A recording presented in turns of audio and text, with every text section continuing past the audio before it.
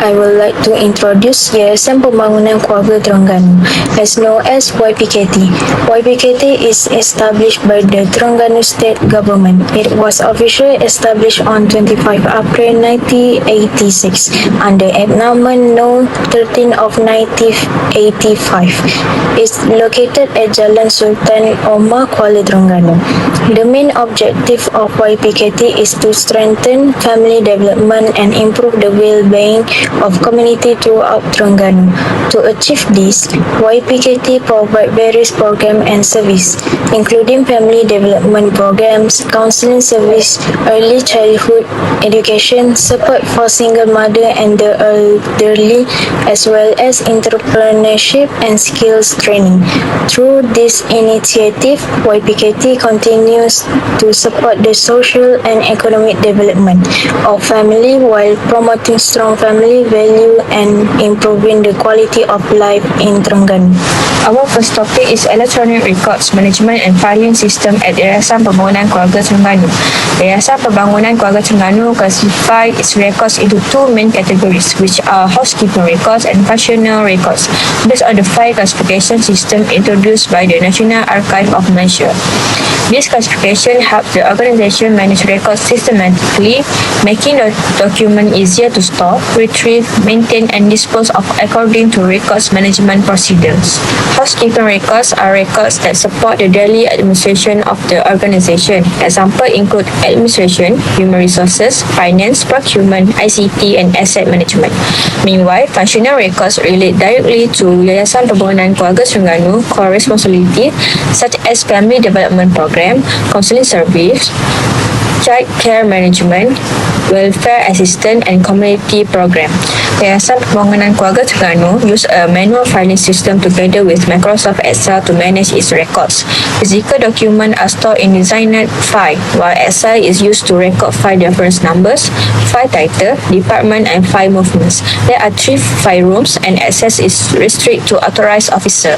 Highly confidential records can only be accessed by the director. When a document is received, it is first reviewed and classified according to its subject or function. A file reference number is assigned before the information is recorded in Microsoft Excel. YPKT also use color code text such as yellow, pink, purple, orange, and blue to identify files category more easily. Finally, the records are stored securely in the designed file rooms. The head of department is responsible for managing records within their department. Authorized officer assisting in filing, updating, and retrieving records.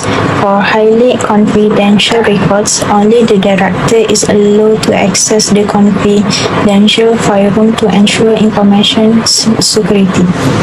Records at YPKT are retained for 5 years according to the retention policy. After the retention period ends, YPKT applies for disposal approval from the National Archive of Malaysia. Once approval is granted, the records are shredded before being sent to an authorized disposal company. Photos and videos are taken as an evidence and attached to the disposal logbook for audit purposes. For inward correspondence, YPKT receives documents through post, courier, hand delivery, or email. The documents are checked, registered, assigned a reference number, and then forwarded to the relevant department. A manual logbook is used to track all incoming documents. For outward correspondence, the document is first prepared and reviewed by the responsible officer. After approval, it is sent using the most suitable delivery method, such as courier, registered mail, or email. A copy of every document is kept for future reference. YPKT manage 3 types of records. Active records are frequently used and monitored through manuals, logbooks, and Microsoft Excel.